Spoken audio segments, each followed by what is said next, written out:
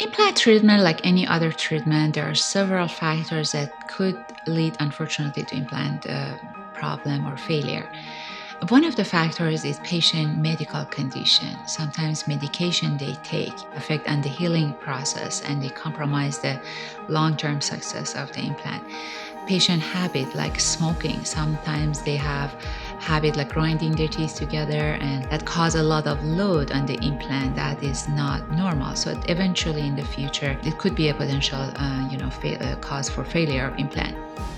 Having regular cleaning, or we call that periodontal maintenance, is really important. When we have natural teeth and we basically leave the bacteria there, they can cause first superficial infection, which is called gingivitis, and the next level, when the infection goes deeper to the bone around the tooth, we call that periodontitis.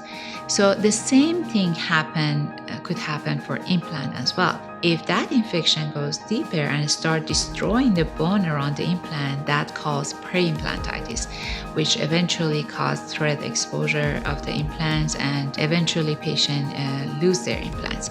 But the disaster is when patients lose the implant, that area, we are dealing with a huge bony defect that has to be reconstructed in order to get another implant, or even just another option to replace that missing tooth.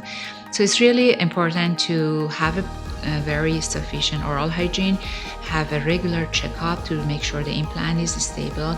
Every time patient comes for the regular cleaning, at least twice a year, we take x-ray, make sure everything is stable. Other than the healthy gum around the implant, we need to make sure the bone around the implant is stable as well. If there is any inflammation in the soft tissue around the implant, or if there is any sign of initial bone loss around the implant, the best option we have in our office is laser periodontal treatment. With laser, we can get to that area, we can kill the bacteria, and we can address it before it gets too late.